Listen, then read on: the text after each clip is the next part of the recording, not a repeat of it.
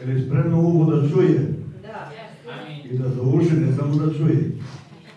Nego na jedno uvo da uđe, na drugo da izađe. Čovjek treba da za uši da bude čuo. Dragi braći i sestre, na današnji dan okupili smo se da proslavimo Gospoda Boga u svojim srcima. U ovom manastiru današnji dan silaze Svetog Duha na apostole. Kada je Duh Sveti sišao na apostole, to je uspomen današnji dan, na današnji dan se to dogodilo, 50-nica, posle vaskrsenja 50 dana, na 50 dana. Znači, kada je sišao Duh Sveti na apostole u obliku ognjenih jezika, apostoli su počeli da govore na raznim jezicima. Počeli su da govore na 70 raznih jezika. Jer znate zašto na 70 jezika? Zato što posle Vavilonske kule, do vremena zidanja Vavilonske kule, govorio se jedan jezik. Govorio se onaj jezik što je Adam govorio na početku, pre potopa koji se govorio i posle potopa. Govorio se jedan isti jezik. Svi su ljudi govorili jednim jezikom. To je Adamov jezik. I za vreme Vavilonske kule, kad su se okupili na čelu sa carem Nimrodom, hteli su da sazidaju visoku kulu do nebesa i da sa vrha te kule ratuju protiv Gospoda Boga i da dobiju bitku. Sa takvom namerom su oni počeli da zidaju kulu. I sazidali kulu veliku kao planinu Ararat do ispod oblaka. Onda im je Bog pomešao jezike, dao da govore u 70 raznih jezika. I onda nisu mogli više da se sporazume i razišli su se. Znači, od Nojeva 3 sina posle potopa, Šema, Hama i Jafeta, nastalo je 70 naroda i 70 jezika. Od Hama je nastalo 30 naroda. Od Šema je nastalo 26 naroda. Od Jafeta, što u prevodu znači ljepotan, od njega je nastalo 14 naroda. Tako ukupno 70 naroda i 70 jezika su nastali. Od Jafeta, ljepotana najmlađeg sina, potičemo i mi. Od Jafetovog 6. sina, koji se zvao imenom Mešeh, Mešeh se naselio u Meziju, to upada današnju Srbiju mnogo veći prostor od današnje Srbije. Tu se naselio i pored Crnog mora. Znači, naselio je i Rusiju, gdje su potomci Mešeha. Znači, najvjerojatnije neko od potomaka Mešehovih, on je 6. sin Nojev, odnosno Jafetov, 6. sin, i najvjerojatno neko od unuka, zvao se imenom Šerebeja ili Šerevija. Postoji ime u tom Adamovom jeziku, tako ime postoji. Ali pošto Grci nemaju slovo š, oni umjesto slovo š izgovaraju s. I zato oni ne kažu Šerebeja, nego oni kažu Serebeja, to znači Servija, kako je dan danas nazivaju. Tako je nastala Srbija, a Grci su vekovima unazad umeli da iskrivaju istoriju raznih naroda i tako dalje. Oni su bili majstori za to. Kada im je kad su imali interes.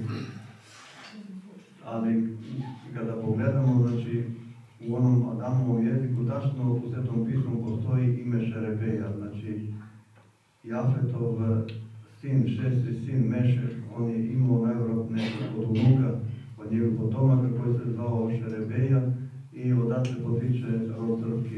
Mi nismo došli ovdje u 6. veku, tako ovi su iskrivili istoriju i pogrešno nas uče. Nego u Svetom pismu lepo tamo opisuje tablicu naroda narod od kog potomka je nastao. Navodi kao razlog zašto potomci Mešehovi nisu upisani u Svetom pismu. Znači, navodi kao razlog da je od Mešeha nastao jedan narod. To bi značilo svi slovenski narodi su jedan isti narod, svi potiču od Srba i u današnje vreme svi slovenski narod potiču od Srba i u današnje vreme samo Rusi nas priznaju za svoje, a ostali pljuju svoj koren odakle oni potiču. Ostali slovenski narod. Vidite šta to znači? Znači, napravili su razlog. I tako od tih 70 jezika što je Bog dao ljudima da govore, jedan je i srpski jezik. Zato 70 naroda i 70 jezika. Tako za vreme silaska Svetog Duha na apostole, da znate da su apostoli dobili sposobnost da pričaju, da govore u 70 raznih jezika. To se dogodilo na današnji dan. Na današnjoj svetoj liturgiji imali smo venčanje u sklopu liturgije. Tako je bilo u početku hrišćanstva. Počinje liturgija, počinje i venčanje. Završava se liturgija i venčanje se završava. Sve u sklopu liturgije. Pa su kasnije odvojili u današnje vreme ima na neka mesta praktikuju da se to prvobitno venčanje kako je bilo u sklopu liturgije, da se danas obnovi, ali malo ih je takvih. U današnje vreme sve ima oni koji bi da prave reformu, da uvode nove, znači, neke novine, novotarije. To je bilo slično, znate kako je bilo? To je bilo kao, evo recimo, ova služba koja se vršila 2000 godina unazad u Hrišćanskoj pravoslavnoj crkvi, 2000 unazad, to ništa ne valja. Ajmo sve da menjamo, da vršimo reformu. To što su sveti oci molili 20 vekova unazad, to ništa ne valja. Ajmo da se sve izmenimo. Eto, to tako ispada. U današnje vreme, kada je najopasnije vreme, napali su svim silama na porodicu, da se porodicu uništi. Uništi porodicu, to je uništenje celokupnog naroda. Jer ako je zdrava porodica, to je zdrav narod, zdrava država. Tu gde se ljudi rađaju, gde se razmnožavaju, tu da treba dati sva prava. Oni su napali na porodicu, utri svim silama na porodicu, ne jedna porodica, svačija porodica je napadnuta. I uveli su narod u takav sistem koji se okreće da sam narod vrši genocid nad sobom. Eto, to su uradili. A narod treba da posluša Gospoda Boga koji kaže budite mudri kao zmije, bezazleni kao golubovi.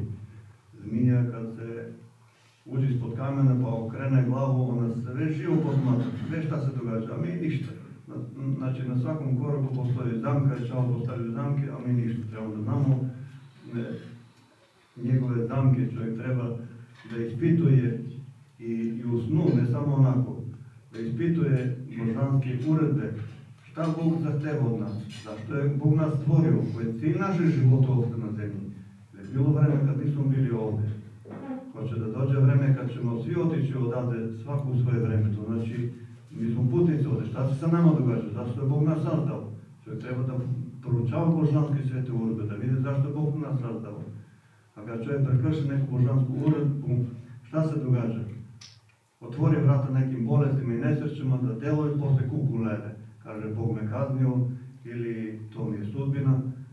Bog nije kaznio, to nije sudbina, čovjek sam sebi kroje sudbinu kada prekrši neku božansku zapovest. Ovde u telu život je veoma dragocen. Najveći grešnik kad bi se pokajao, Bog bi primio njegovo pokajanje. Ali kada čovjek izađe iz svog tela, kada pređe u onaj anđelski svet, tamo više nema pokajanja. Tamo se ne priznaje pokajanje. Čovjek možda kuka da plače, tamo se ne priznaje. A ovdje u telu, kaže mi, najveći grešnik da se, kad bi se pokajao, Bog bi primio njegovo pokajanje. Ne samo to, nego i anđeli se raduju na nebesima kad se jedan veliki grešnik kaje. Tako ko je se grešio, ne treba da okleva, samo da se pokaje, da se trude, da prestane da greši. Smrtni gresi su opasni, veliki gresi, jer ti gresi sadrže u sebi puno otrova, taj otrov ide posle u genima od kolena na kolena. To čovjek treba da se čuva, da ne odpadne od Gospoda Boga, da ispituje zakon Božji. Pošto smo danas imali venčanje na svetoj liturgiji, sad ćemo da nešto ispričamo o braku, da vidimo kako je nastao prvi brak čovječanstva, kako se razvio, šta se događalo sve. I odatle da izvučemo pouku. Prvi brak Adam je stvorio Adama. Šta znači Adam u prevodu? U prevodu znači Adam zemljanin. To je, znači, Bog stvorio telo čoveče, od zemlju. Ne kaže od zemlju, nego kaže od praha zemaljskog. U stvari na originalnom jeziku kaže od nahar, da je Bog stvorio telo čoveče. Reč nahar su preveli kao prah. Ali kak je to prah? To samo Bog zna kako on stvorio telo čoveče. Niko drugo ne zna. Čoveče tajanstveno biće. Kada je Bog stvorio Adama, kaže da mu je udahnuo nišmat ruah haim. Nišmat ruah haim u prevodu znači dah duha dvoživotnog. Dakle, je Bog udahnuo Adamu, to je telu čovečemu, udahnuo dah duha dvoživotnog. Dakle, jedan život muškoj strani, drugi život ženskoj strani u Adamu. Znači, kad se kaže Adam podrazumeva i mušku i žensku stranu. I Bog je udahnuo, znači, dah duha dvoživotnog u Adamu. I posle toga, kako piše u Svetom pismu, kada je Bog učinio da Adam zaspe dubokim snom, kako se to u originalnom jeziku naziva terdama, duboki san, i Bog je odvojio žensku stranu od Adama i stvorio ženu. Nije od rebra. Znači, tamo reč celang su preveli rebro. Reč celang znači strana. Možda se kaže strana planine, strana skinije, strana ovčega zaveta i tako se upotrebljava. Znači, Bog je od Adama odvojio žensku stranu i stvorio Evu, odnosno Havu, kako piše u originalu. A prevodioci od Hava napravili su Eva. Nije Eva, nego je Hava. I tako je od jednog čoveka Bog je učinio dvoje i posle kada ih je venčao, Bog je lično venčao Adama i Evu. Kada ih je venčao, ponovno su postali jedno. Tako i u današnje vreme kad se momak i devojka venčavaju, oni postaju jedno. I od rednog vremena i dan danas od jevrejskog naroda rabini, kada kažu Adam podrazumeva i mušku i žensku stranu, dakle i muža i ženu. To je, znači, tajna sveta tajna, brak je sveta tajna. Šta se događa, to ljudi trebaju da znaju, pogotovo u današnje vreme. U današnje vreme, kada pročitamo Sveto pismo, božanske zapovesti, uredbe božanske, tamo kaže svim roditeljima, celome svetu Bog poručuje. Kaže ovako, ne dopusti tvoje kćer da bludniči, da se ne bi zemlja prebludničila, te vi bili istrebljeni sa lice zemlje. Šta to znači? Kada skoro svi roditelji dopuste svojim kćercima da skitaju po celu noć, da bludniče, da začinju decu u džavolskom bezakonju, onda se zemlja prebludniči i nastaju ratovi, to jest oni otvore vrata opakim bolestima i nesrećama, nastaju ratovi da se ljudi iskoljuju, izmasakriraju i posle osuđuju jedni, drugi ovi krivi, oni krivi. Znate šta se događa kada momak i devojka spavaju zajedno, kada budu zajedno, devojka kada prvi put bude sa momkom, znate šta se događa? Ona instalira program za začinjanje decu iz tog momka s kim bude. Znači čovek, rekao, je tajanstveno biće. Čovjek u svojoj glavi ima jednu božansku napravu. Ta božanska naprava sadrži u sebi super kompjuter, super televizor, super telefon, super video, super skener, super kameru. Sve ta božanska naprava sadrži u svojoj glavi. U čovečevoj glavi ta božanska naprava. Sve to sadrži. A od onda kad su Adam i Eva otpali od Boga, ta božanska naprava je pomračena. Ali sve to sadrži u sebi. I šta se događa kada devojka prvi put spava sa momkom? Ona instalira taj program iz kompjutera od tog momka s kim bude, instalira program za začinjanje decu. I možda instalira samo jedan program, ne može više. Samo jedan program. I šta se dogodi ako ta devojka ne ostane da živi sa prvim momkom? Promijeni jedan, drugi, treći i tako dalje. Kodnako po redu i na kraju se uda i rodi dete, začne dete. I šta se događa, takozvani muž? On aktivira program od prvog momka koji je spao s tom devojkom. I dete se metne na prvog čovjeka. Ta devojka možda promeni i 10 i 20 godina koji po redu i na kraju kad se uda ko zna sa kim, onda se dete metne na prvog čovjeka. Eto zato u Starom Zavetu, znači u uredbama božanskim kaže, ako neka devojka izgubi nevinost pre braka, znači devojka je stvorena samo za jednog čovjeka, ako neka devojka izgubi nevinost pre braka, znači ona više nije za brak. Znači zakon je naređivao da se svi ljudi okupe ispred gradskih vrata da je zaspu kamenjem. Eto tako je bilo u Starom Zavetu. U Novom Zavetu je nešto drugo. Znači možda bude tu izuzetak. Današnji čovjek zna kako da očisti današnji kompjuter, da ga očisti od raznih nepotrebnih informacija, od virusa i tako dalje, da ga očisti. Ali ne zna kako da očisti svoj kompjuter u svojoj glavi. Znači sve što čovjek, sve grehe što počini, sva dobra što počini, to se sve zapisuje u glavi čoveče, sve je to upisano. A Gospod kad je vaskrsao na Maslinskoj gori, kad se javio apostolima, dao im Duha Svetoga, rekao primite Duha Svetoga, šta oprostite ljudima na zemlji, oprostit će mi se i na nebesima. Šta ne oprostite ljudima na zemlji, neće ni na nebesima da im se oprosti. Znači, primjene su blagodat Duha Svetoga sveštenstva. Znači, duhovno lice svešteni, kad se neko ispovede, kad evo ga ispovedi to da je bilo sa nekim momkom, ispovedi, znači taj program se začinje. I posle ona se uda i dete se metne od njenog muža, a ne od tog prvog momka. Zato se je poželjno, zahteva se mladenci obavezno da se ispovede.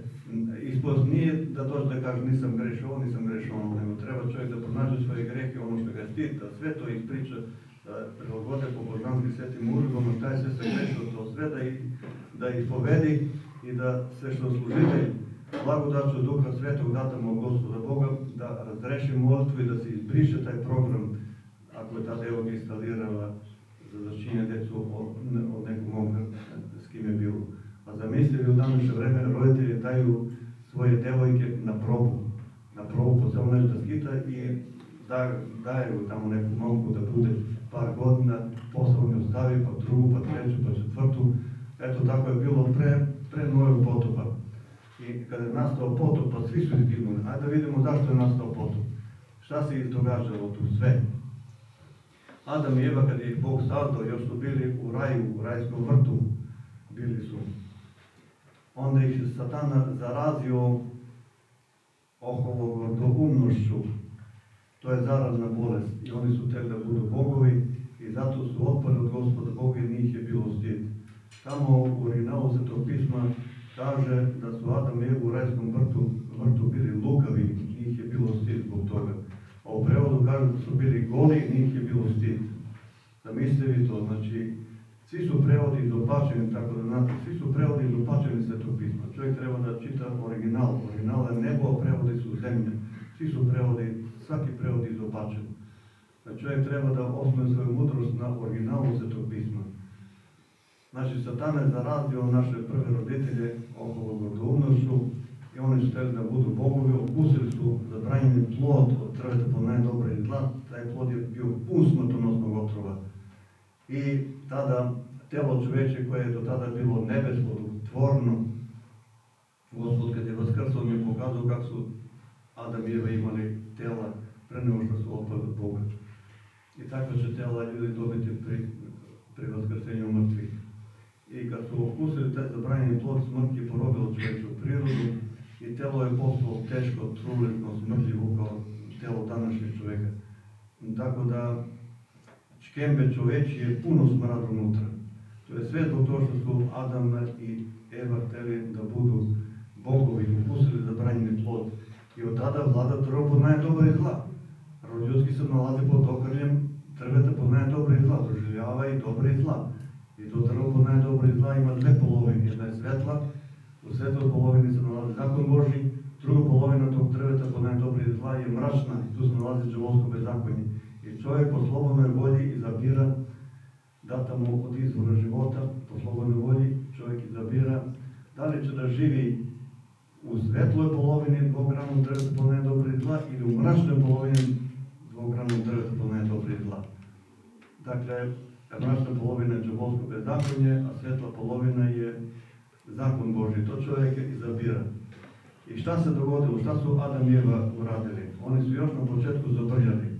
Prvo dete koje su začeli, oni su ga začeli u nepokajanju. Dakle, začeli ga u mračnoj polovini dvogranom drveta. U đavolskom bezakonju. To dete, prvi čovjek Kain, on je napajao svoj duh od izvora smrti. On je bio izrod. A ko je kriv za to? To su krivi Adam i Eva, njegovi roditelji. Tamo su ga začeli u đavolskom bezakonju, u mračnoj polovini dvogranom drveta, to ne je dobro i zla, i on je napajao svoj duh od izvora smrti. I zato je on ubio svog brata. Tako i u današnje vreme, kada roditelji ne žele da žive po božanskim svetim uredbama, začnu dete u đavolskom bezakonju i to dete napaja svoj duh od izvora smrti. Dakle, u đavolu. I to dete voli samo zlo da čini. Njega dobro ne interesuje. Samo zlo voli da čini. A zašto voli zlo da čini? Zato što je začeto u mračnoj polovini dvogranog drveta i napaja svoj duh od izvora smrti. Dakle, u đavolu. I voli samo zlo da čini.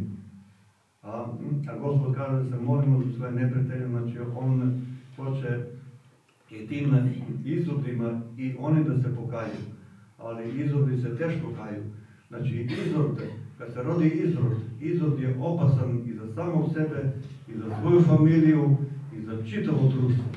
Eto, zato se toliko zla događaju na zemaljskoj planeti upravo zbog izroda. Zato ljudi treba da se trude da sanjaju i u snu da razmišljaju o božanskim svetim uredbama kako da žive. Šta Gospod od nas zahteva? Svaki čovjek treba da se trudi. Evo, pre potopa, kada je postao potop. Zašto je postao potop? Znači, potomci Kainovi nazivali su se sinovi i kćeri čovečiji, jer su napajali svoj duh od izvora smrti. A posle Adamu se rodio Šet. Njega su Adam i Eva začeli u svetloj polovini dvogranog drveta i on je napajao svoj duh od izvora života, dakle od Boga.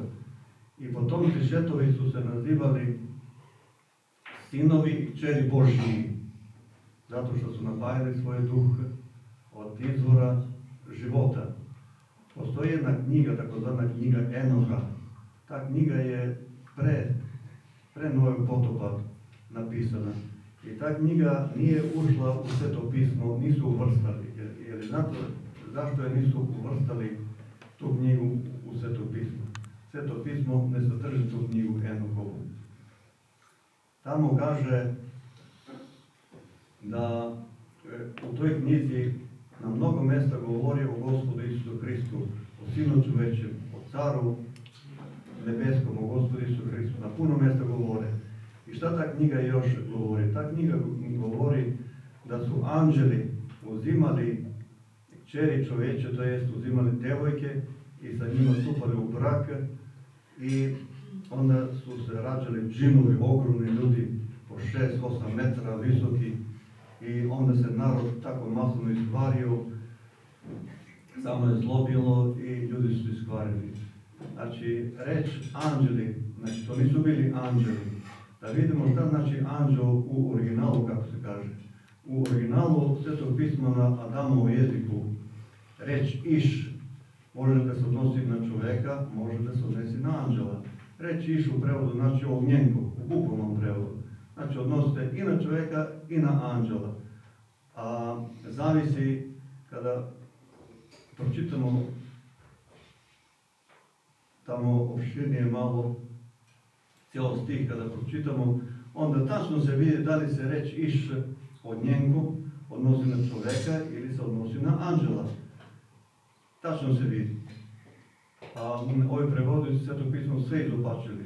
Posle kako se još kaže anđel gospodnji, kaže se malaah. Malaah znači glasnik, poslanik. Reč malaah također može da se odnosi na čoveka, a može se odnosi i na anđela.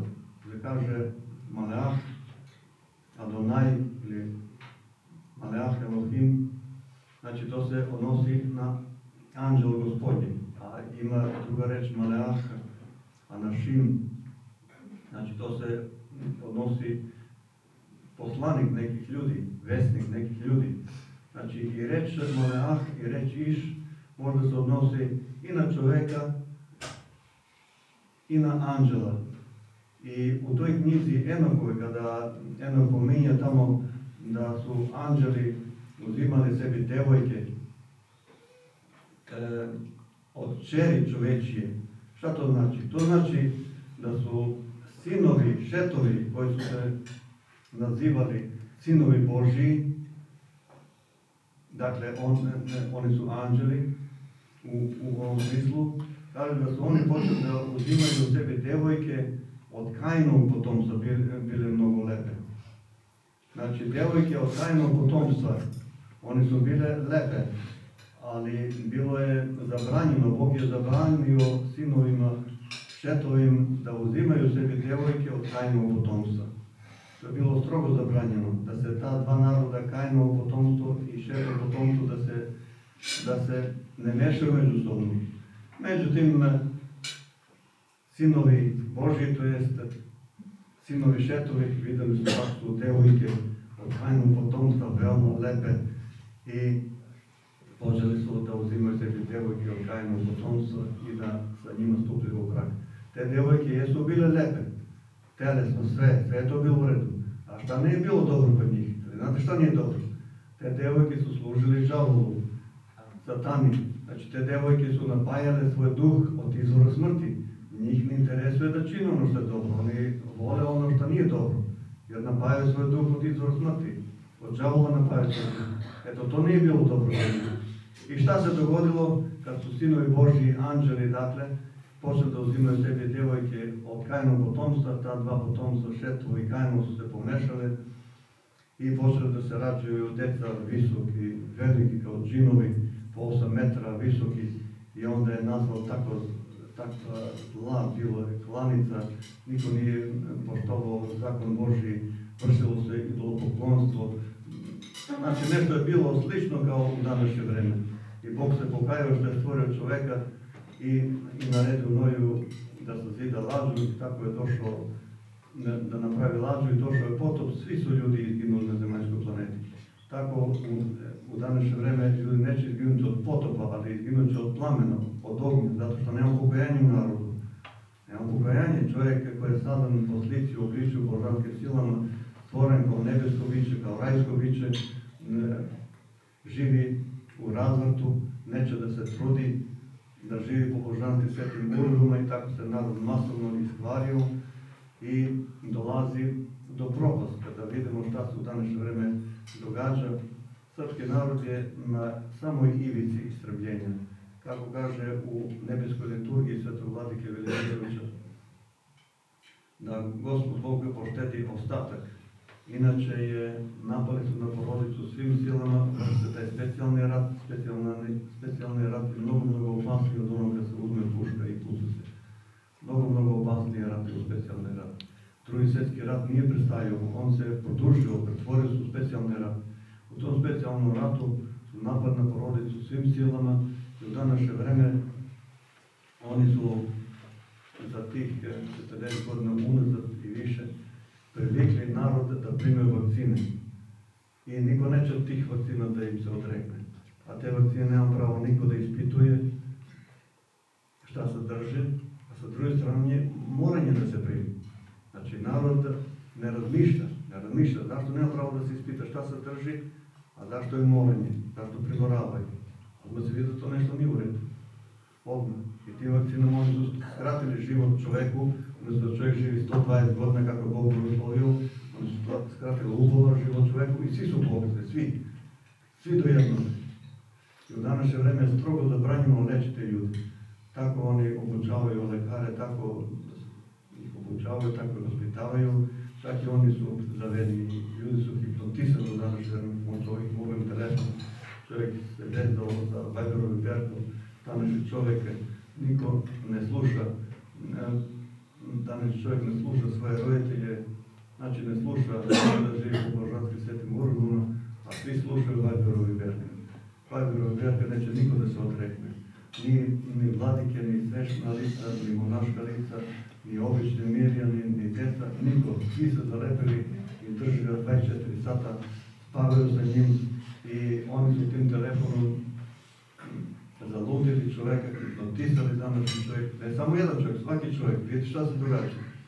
I čovjek ne može duboko da razmišlja, samo šta lažu preko ovih medija, on to sve vjeruje, u stvari sve pričaju lažu, vrlo retko da neko govori istinu i čovjek, današnji čovjek ide s ramputicom. Kako, ne znam kakva nesreća da se dogodi na zemaljskoj planeti, kakva katastrofa, to neće da bude ništa čudno. Jer ljudi su širom zemaljske planete otvorili vrata svemu tome da se događa. Nije samo da su otvorili vrata, nego su ščupali vrata, vrata ne postoje. Kneža Vosko u današnje vreme odrešen i ljudi su mu odrešili vratu da izaziva svakakve katastrofe i nesreće, bole i boleštine, svakakve nesreće da se u današnje vreme događa. Šta treba da se radi? Mi nismo mogli da beremo vreme kada živimo, kada se rodimo. Tamo kaže ko živi čestito, u to vreme ne se čudi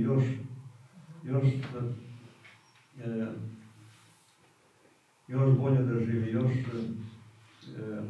da se podvizava, da živi često, još više nego što je ranije živio, da se trudi da bude dobar, da živi u božanski svetim urodom. Znači da čovjek uvijek ima Gospoda Boga u svom srcu, pa šta god ga snađe ga sve da to prebrodi uz pomoć Gospoda Boga. I na kraju, kada dođe vreme, svako svoje vreme, kada čovjek izađe iz svog tela, iz svog zemljanog tela, telo čoveče, zemljano telo čoveku. Znači, telo čoveče, onda kad su Adam i Eva otpali od Boga, postalo je maska čoveku, postalo je zatvor čoveku, jer je čovjek zamaskirano svoje telo, ne vidi samo sebe, ne vidi anđelski svijet, dakle maska, telo čoveče je maska čoveku. Drugim rečima, čovjek je zatvor, čoveče telo je zatvor čoveku. Zašto zatvor? Zato što čovjek sa svojim telom ne može da leti u nebesa kao anđel. A pre nego što su Adam i Eva upustili taj zabranjen plod, mogli su da lete sa anđelima po meritu. A sada ne mogu. Čovjek zatvorno svoje telo. Zatvoren, zamaskiran. I tu doživljava i dobra i zla. Nesreće doživljava. Sve je predivno stvorno kad pogledamo kako je Bog sazdao prirodu čoveću, odnosno prirodu vaseljenu, a i prirodu čoveću kako je sazdao sve predivno. A sa druge strane sve ratuje. Sve, svake generacije ratuje, sva zemlja krvlju zalivena. Brata nije samo hrišćani međusobno što ratuje i muslimani međusobno, svi ljudi, svi ratuju od poslednjega sveta na ovom da pogledamo. I rođena braća, potuku se, haos napravi i tako dalje. Otac i sin, majka i čerka. Haos, užas. A ne samo ljudi da ratuju, nego i životinjski svet ratuje. Vidite da veća životinja pojede manju. Pa i ribu moru. Veća riba pojede manju, sve ratuje. I ptice nebeske, veća ptica pojede manju, sve ratuje, sve živo ratuje. Vidite da nešto nije u redu. Nije u redu, Vlada treba pomene dobro i zla, to što su Adam i Eva htjeli da budu bogovi. A pre njih, pre Adama i Eve, šta se dogodilo? Trećina nebeskih anđela, na čelu sa svetlonosem koji je bio čuvar Božjeg prestola, oni su zaraženi okolo gordoumnošću i htjeli su da budu bogovi, htjeli su da zauzmu Božji prestol, da se izjednače sa Bogom. I protiv njih je ustao arhangel Mikail sa svojim anđelima i nastoje unjeviti rat u raju na nebesima. Strašna bitka se vodila. I tada je taj svetlonosac, čuvar Božji prestol koji je htio da zauzme Božji prestol, on je isteran sa svojim anđelima. I njegovi anđeli su postali katrnasti, postali su demoni, zli duhovi, đavoli, kako ih mi nazivamo. Svi su pocrnili, a njihov knez, nekadašnji čuvar Božjeg prestola, svetlonosac, on je postao mrakonosac koji se naziva Satan, otpadnik od Boga. Otpao je i sad sa svetlosti. Vidite šta se događa, da se čovjek da ustane protiv svoga stvoritelja, onda posle crn bude pomračen, a posle on je zarazio i Adama i Evu tom oholom zaraznom bolešću, oholom gordoumnošću i oni su otpali od Boga i zato što su Adam i Eva otpali od Boga, od tada pa na ovamo svaki čovjek, svaka životinja, svaka riba, svaka ptica nebeska, svi, svako pojedinačno mora da se vidi svoje ukulele kao tada. Zato što su htjeli da Adam i Eva da budu bogovi, da se izjednače sa Bogom. Eto, vidite koliko, zato smo ovdje na ispitu, čovjek opredeli da li će za Boga ili za đavola, treće nema, ne postoji. Znači čovjek kao rajsko biće, kao dete Božje, kao dete koje je stazno po slici, obličju, silom božanskim, treba da se trudi, da živi po božanskim svetim uredbama i da se ponizi pred Gospodom Bogom. Ako se čovjek smiri, ponizi se pred Gospodom Bogom, Bog rasvetli čovjeku i čovjek može duboko da razmišlja, pravilno da rasuđuje, a onako, ako bude gordouman, nema šanse. Zašto nema šanse ako je čovjek gordouman? Sam đavo je gordouman i on ima apsolutnu vlast nad svakog gordoumnog čovjeka. Da li to čovjek običan, čovjek da tako kažemo običan, ili je neki visoki funkcioner, ili ne znam koju funkciju obavlja, nad svim gordoumnim ljudima đavo ima apsolutnu vlast da ih porobi, da se zacari u njihovim glavama, da postavi svoj presto, da se onda ustoliči i da se zacari u njihovim glavama. I kada đavo to učini, kad se ustoliči u gordoumnim glavama, znate šta se tada događa? Tada čovjek koji ima postanar u svojoj glavi, dakle đavo se zacari u njegovoj glavi, taj čovjek koji ima postanar u svojoj glavi, za njega ono što dolazi od Gospoda, šta je istina i svetlost, za njega to mrak i laž, tako on to vidi.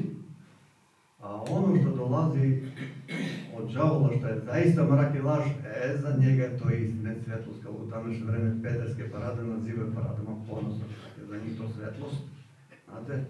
Znači za njih ono što je belo, oni to vide kao crno, a ono što je crno zaista, za njih je to belo. I oni ismevaju pobožne ljude koji idu u crkvi.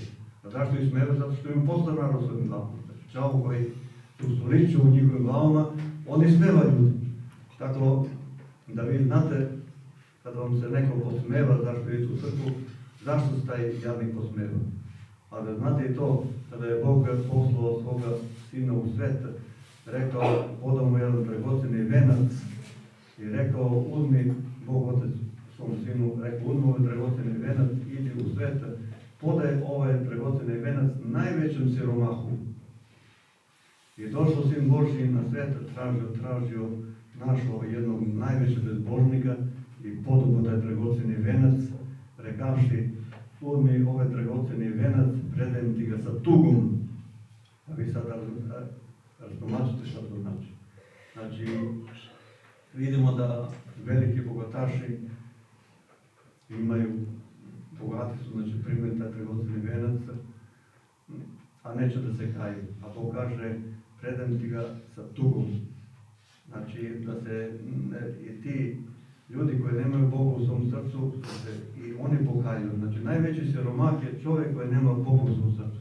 To ti je najveći siromah. A znači, dva čovjeka da li su isto. Svi su različiti. Čovjek je jedinka u kosmosu. Jedinka. Čovjek, kako je Bog sazdao čovjeka, to je nešto nevjerovatno. Čovjek je sazdan sa različitim darovima, različitim talentima i za sve to pripada Gospodu Bogu slava i blagodarnost. I Gospod kaže, bez mene ne možete činiti ništa dobro. Znači svako dobro što nam čovjek učini, to nam je Bog učinio. Najprije Gospodu treba zahvaliti, pa onda ljudima. A Bog zahteva od nas, šta On od nas zahteva? Zahteva da budemo blagočestivi, dobri ljudi, da se pomažemo međusobno, da živimo u skladu sa božanskim svetim uredbama. Na koliko mjesta piše u Svetom pismu, nemam broja, na koliko mjesta piše Gospod traži da živimo po božanskim svetim njegovim uredbama. Da se pomažemo međusobno, ne da zavidimo u današnje vreme, ako nekom malo nešto napreduje, ostale udri po njega. Ljudi treba da se pomažu međusobno, da se slažu, da vole jedni drugi, da žive u slozi, da se božanskim svetim uredbama. To je što Bog zahteva od nas. I ako se čovjek trudi tako, taj čovjek je na uskoj trnovitoj stadici i u svoje vreme, kada dođe vreme, kad čovjek odlazi u svoju nebesku tadžbinu.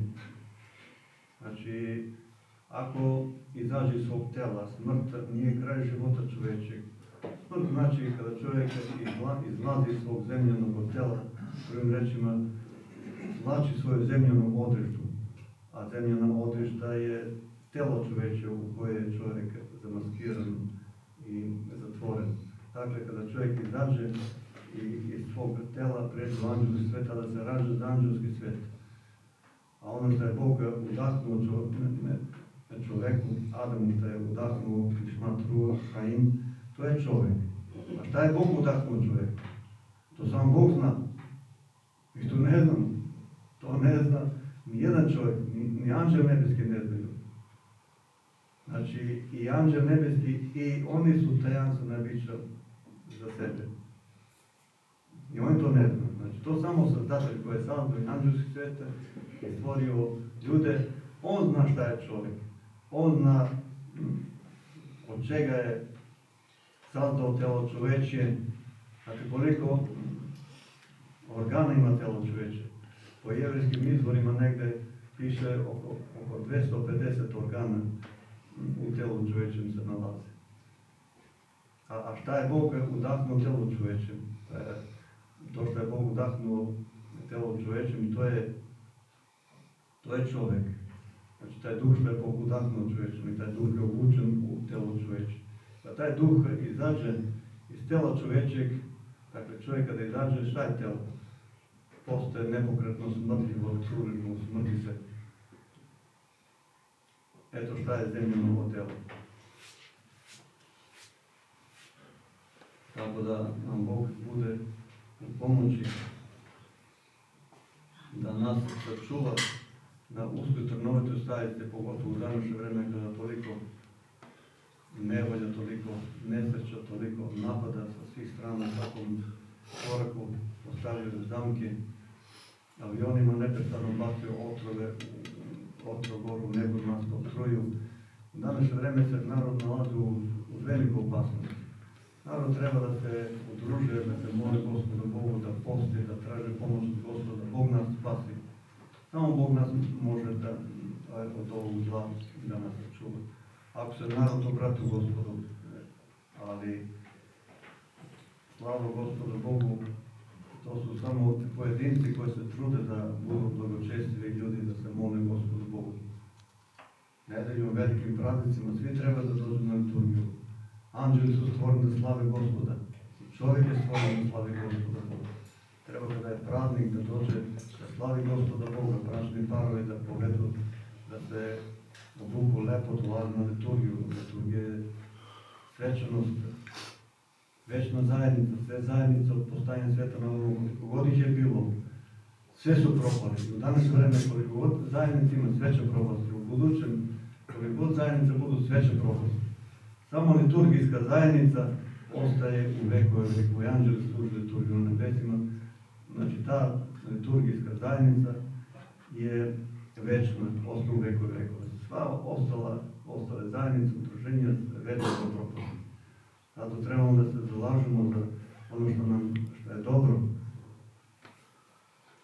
Ako roditelj treba nedeljom, velikim praznicima da dovedu svoju tečicu na liturgiju, da se svi pričešćuju redovno, da se trude da žive božanskim svetim uredom, da ispituju šta je potrebno da čovjek sačuva carstvo nebesko koje je primio prilikom krštenja, šta se sve nađe tu.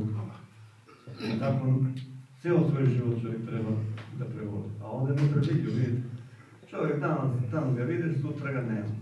Pred sebe, iznenada, dođe smrt za svakog čovjeka iznenada. I mladi, i stari, svi odlaze, svako sve vreme.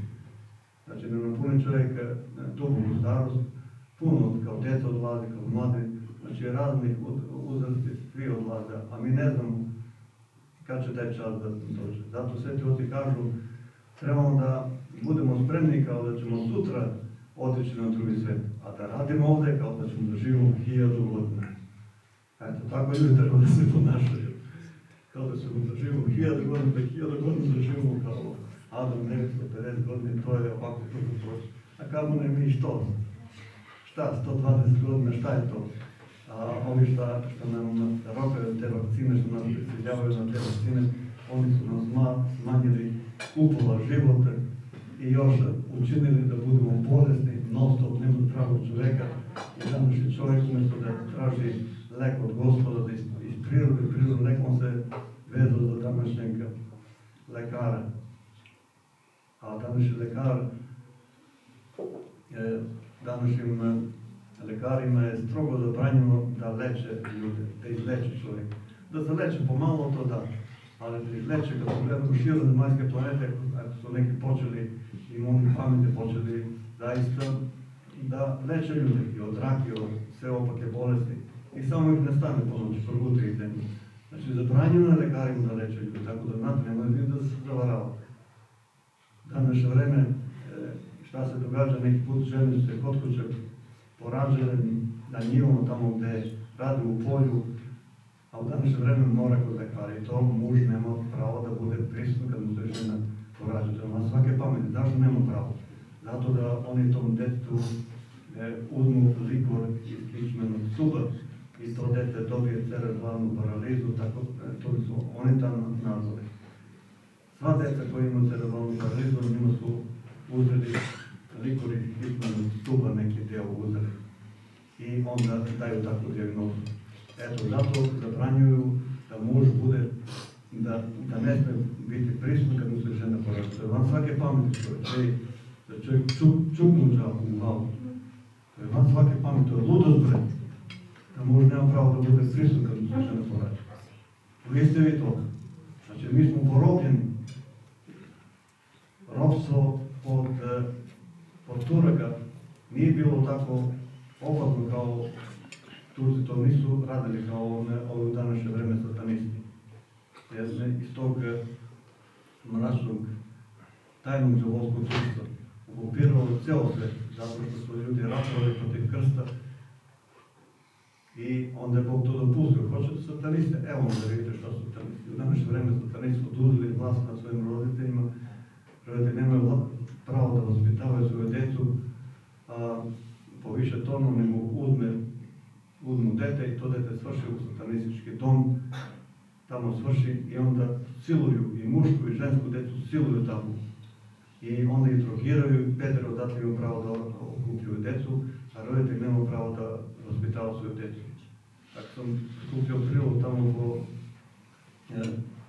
na zapadu, Austrija, Švajcarska, Nemačka, tamo na zapadu. Čuo sam puno takve priče od naših ljudi, kakve sve muke imaju. A gledam to, bezakonje uveli su i ovdje kod nas. Znači, bez obzira što Srbija još nije ušla, da ne da Bogu nikada da uđe u današnju Petersku uniju. Prisiljavaju svaku državu da izvode peterske parade. Sve pod Džavolskom, sve. Jer Džavolski satana odrešen.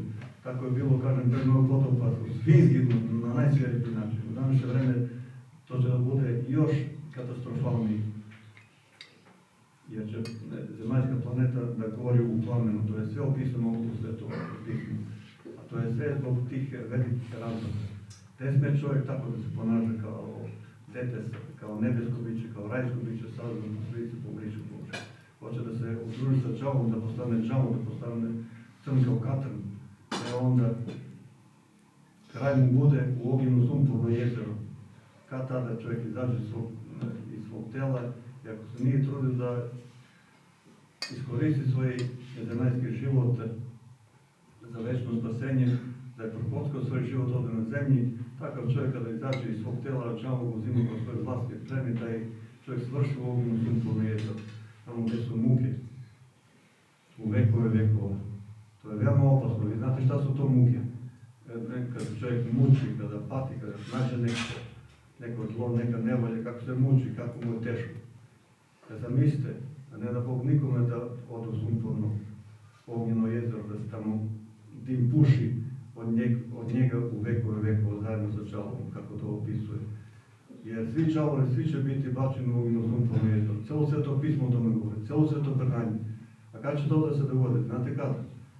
Kada istekne vremenski period, drvetu poznaje dobro i zla. Do tada je Bog odredio tim ostalim anđelima da mogu da se pokaju. One ne žele pokajanje. A čovjeku je određeno pokajanje dok je čovjek odu u telu na zemlji može da se pokaje. Najveći grešnik kad se kaje anđeli se radi na nebesima. A kad će da istekne vremenski period, drvetu podmeje dobro i zla, po čijim se okrim nalazi roditi. To Bog zna, ali vidimo da je na izmaku ovako pod bivanjima šta se događa u današnje vreme. Kada istekne vremenski period, drvetu podmeje dobro i zla, to je kraj sveta. Znači da bude strašni sud. Kad kažemo svet, pod svet se podrazumeva veliko zlo, veliko zaista veliko zlo. Znači kraj sveta je kraj zlu, a ne kraj života čovječeg. Dakle, kada istekne da je vremenski period, drvetu podmeje dobro i zla, dolazi Gospod po drugi put da sudi živim i mrtvima kao munja kad sedne od istog na zapad, tako će drugi dolazak Gospodnji u velikoj slavi njegovoj sa svetim anđelima, tako će da bude njegov dolazak. I tada kad se to dogodi, uče božanska svetlost u sva čovječja tela koje se postaje sveta na lamu. I smrt će da se istera iz čovječeg tela i telo će da postane odgotvorno u prozrastu nebesno, onako kako su Adam i Eva imali pre njihovog pada. Onako kad je Gospod vaskrsao, on im je pokazao kako su tela imali Adam i Eva pre pada, pre užasnog, strašnog pada. Znači takva tela kao kada je Gospod vaskrsao, takva tela će ljudi dobiti pri vaskrsenju. I svi će odleti goru u nebu, bit će strašni sud. A u to vreme ljudi koji se budu zatekli ovdje još živi, da tako kažemo, još živi, još nisu izašli iz tela, još su zamaskirani u zemljeno tela, u zemljenu određu, još su zamaskirani. U njih, kaže, direktno će da bude božanska svetlost i telo će da se izmeni, posle će lagano. I svi će odletiti goru u nebu i bit će strašni sud. Kaže Gospod Isus Hristos kao pastir, on će sve ljude od postajanja sveta na ovamo, sve ljude celoga sveta, ceo rod Adamov, sve će da ih okupi, kaže. I kaže kao pastir što razlučuje ovce od jarodi, tako će on da ih razluči, kaže. Ovce će sebi da stavi sa desne strane, ta desna strana je uska i trnovita stajica koja malo idu tom stajicom, a jarce će sebi da stave sa leve strane.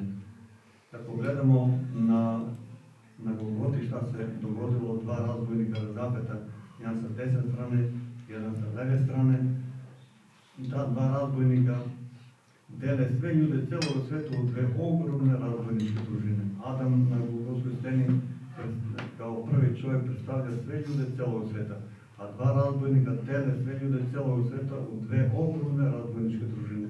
Ovo je razbojnik sa desne strane, to je dobročestljivi razbojnik, dobar razbojnik koji se kaje.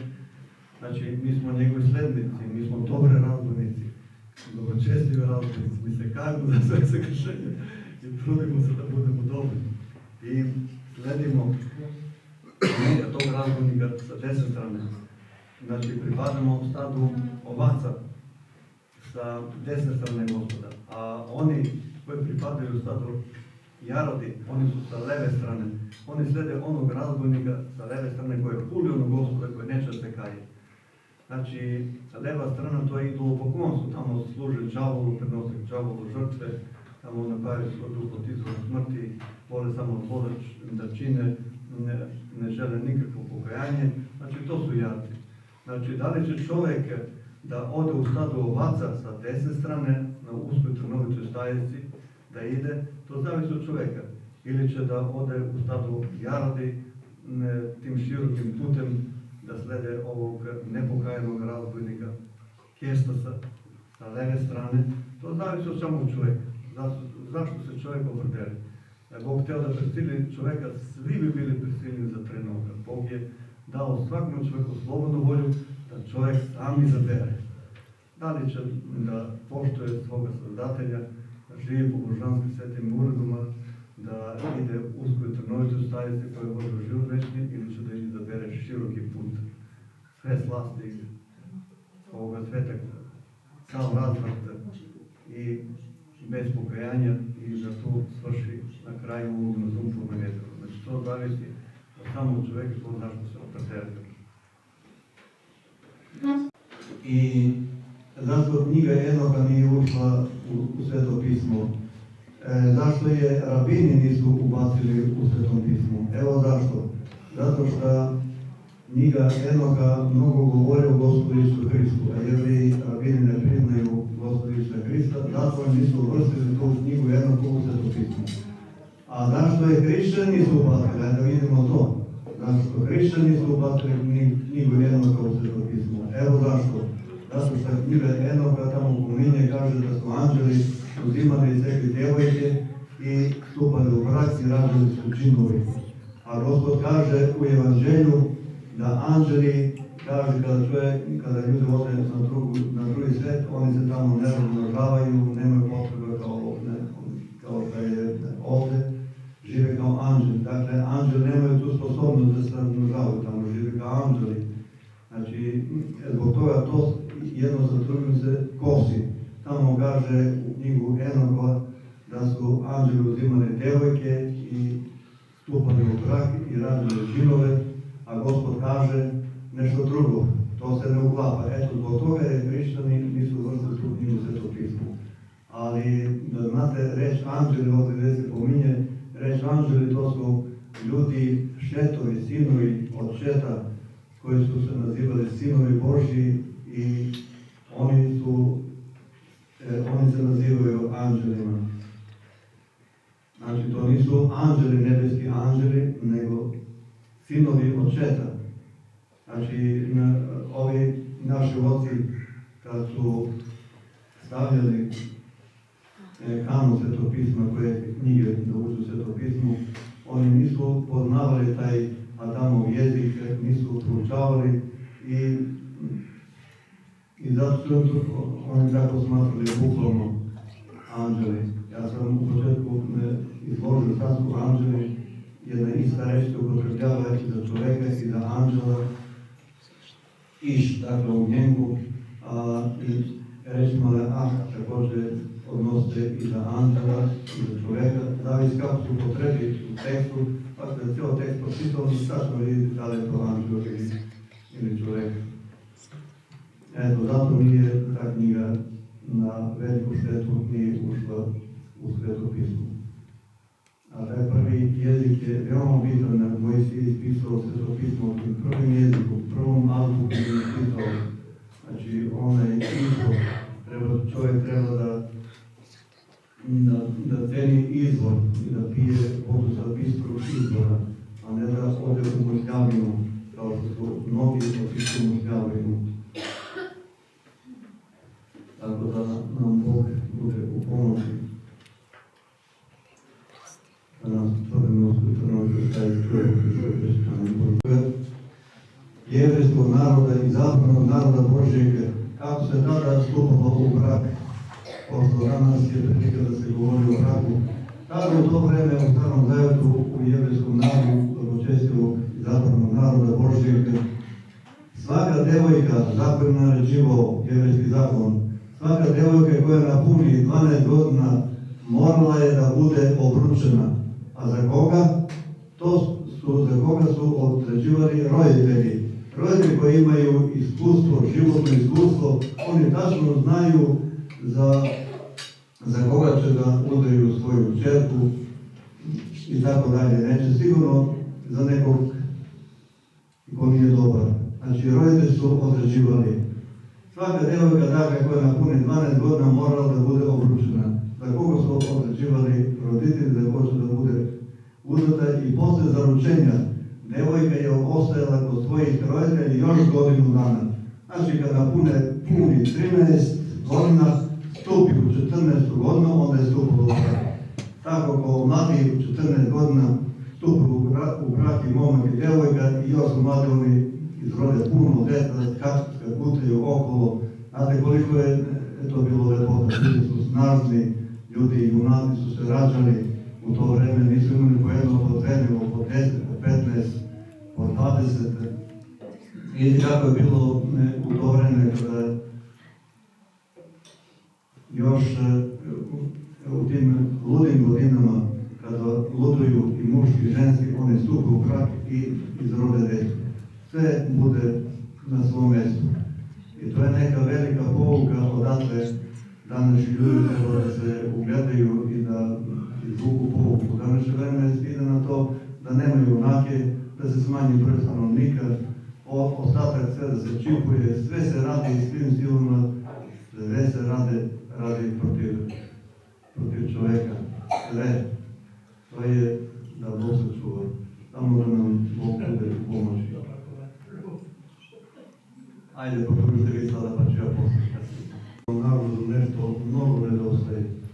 Ne samo u našem narodu i kod drugih pravoslavnih hrišćana i kod Grka i kod Rusa, kod Rumuna je mnogo bolje i to bolje od svih ostalih hrišćana.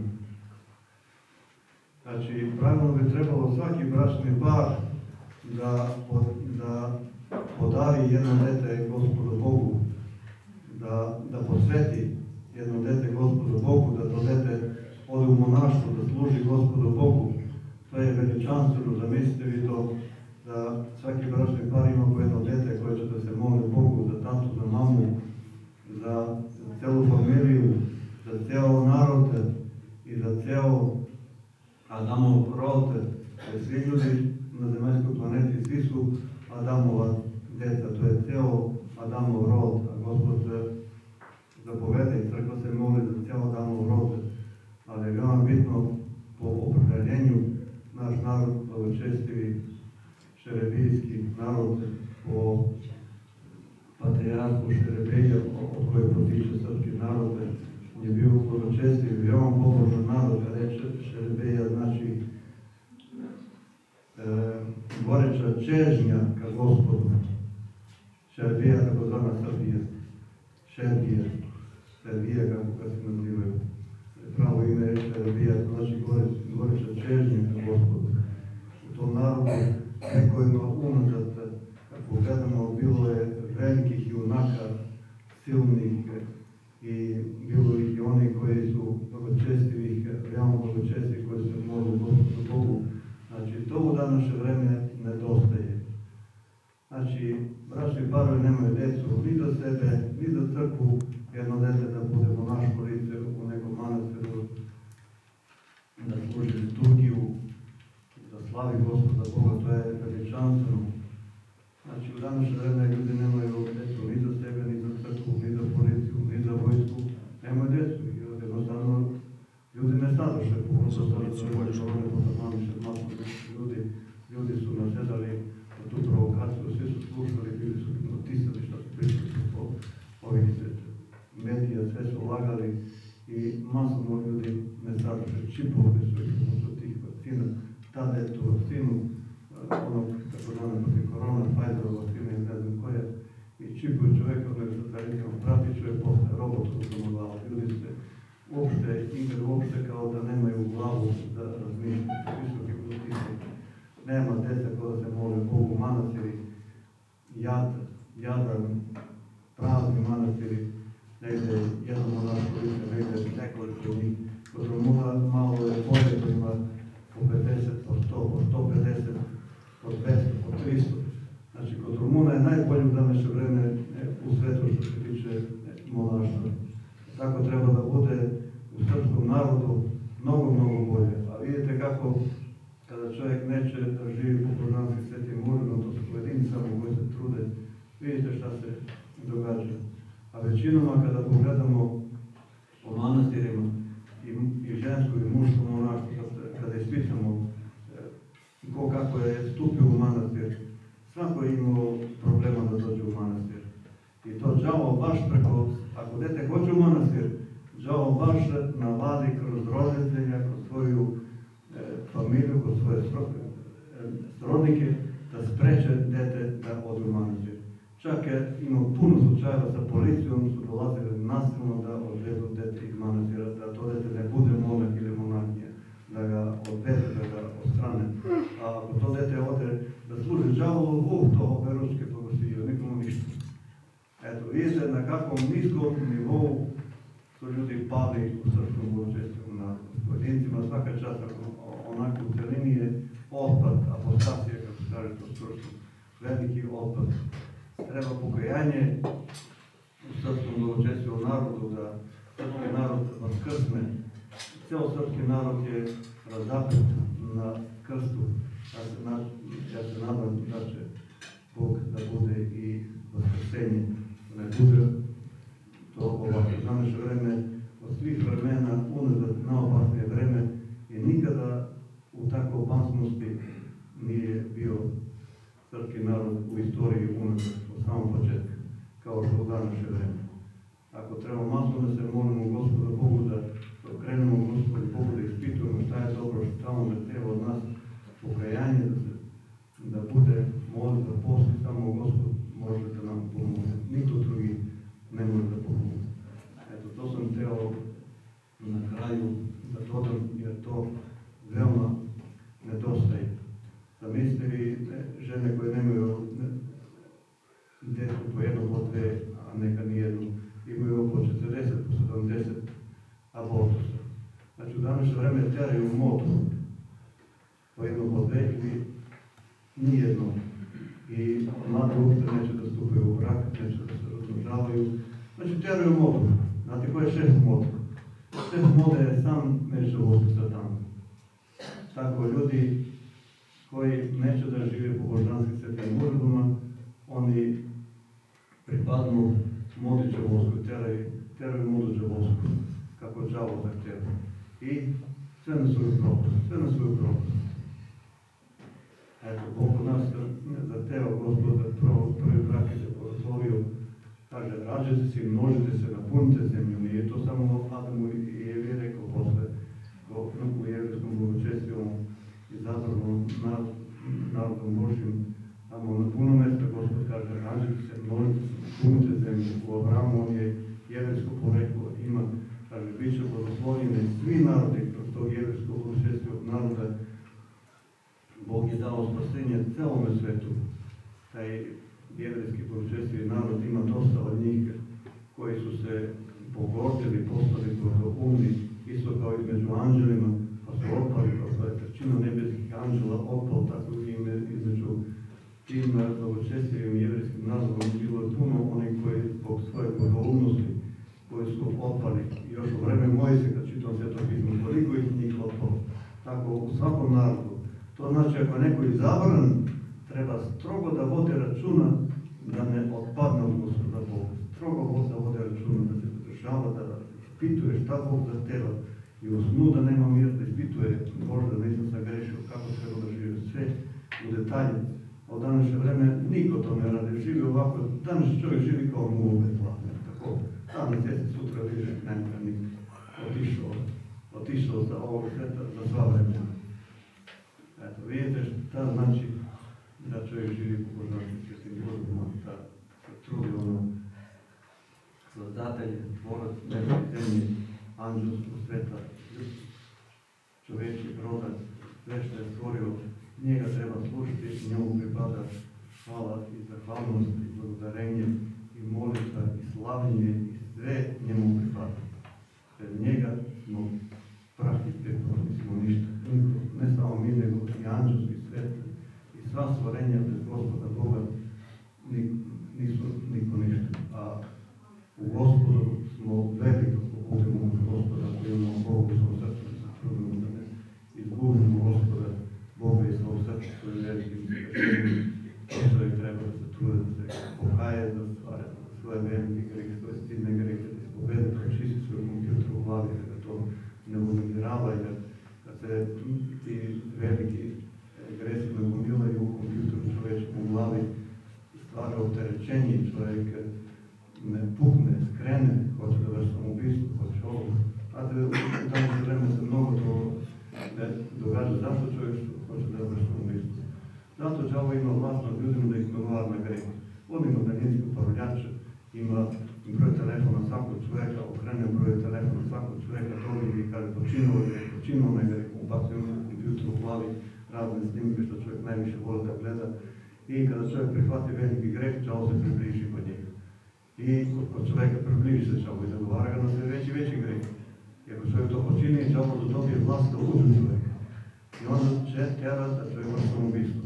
A kada čovjek vrši samoubistvo, neka sila ga iznutra tjera na to i čovjek je nemoćan da se toj sili suprotstavi.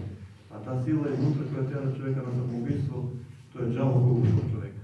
A kada čovjek dođe da se ispoveda, đavo da daje stid, da čovjek ne može da se ispovede, da bi đavo sticao standardsko pravo čovjeka, zato da daje stid.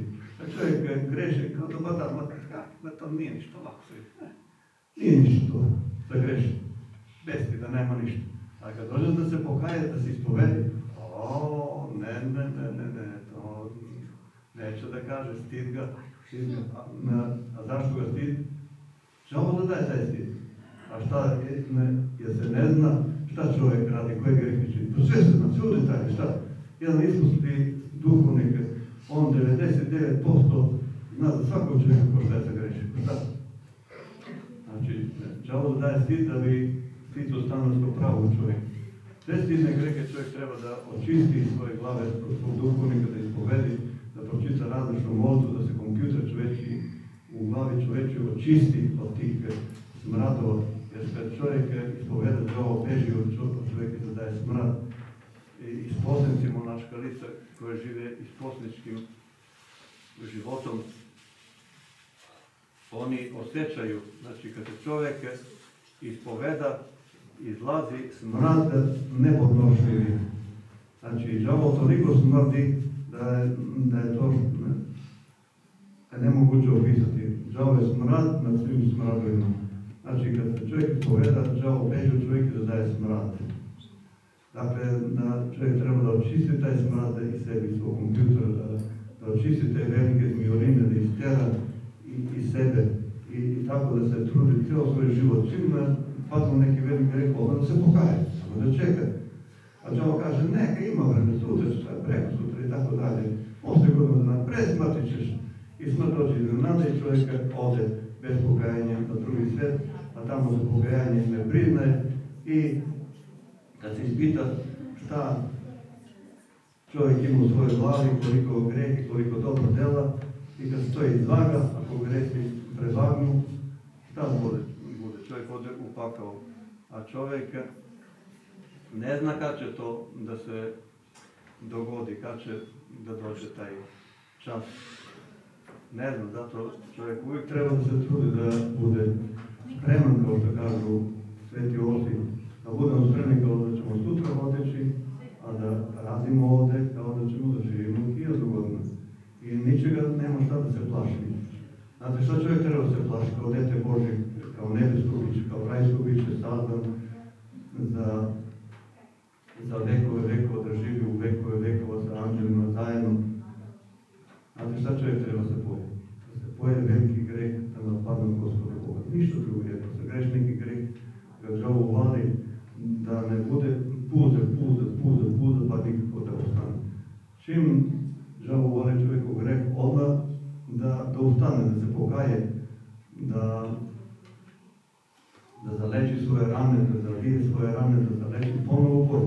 Tako hrišćanski život je ovdje rat sa onim zlim duhovima koji su, sa anđelima koji su opet od Boga postali crni, smrtljivi, jer mi nazivamo demoni, đavoli i tako dalje. Rod ljudski ratuje sa njim, oni ratuju sa ljudima. Ratuje, ovdje je ratno stanje. Ono da očekujete ovdje je raj, mi smo tu u raju. Vidite, svaki generacija ratuje. Neprestano ratno stanje. A kad je ratno stanje, šta se događa? Neprestano se pušta, ljudi budu ranjavani, neki ubijani i tako dalje. To se događa na duhovnom polju. Znači, kada đavo uvali čovjeka u greh, ne treba da čeka, odmah da se pokaje, zavije svoje rane i ponovo ustane, ponovo u boj. Ne da padne pa da puza i nikada da ne ustane. To ne valja tako. Ako je čovjek treba da se uz pomoć Gospoda Boga trudi i onda da će Bog više kako treba. Ajmo na kraju da pročitamo molitvu posle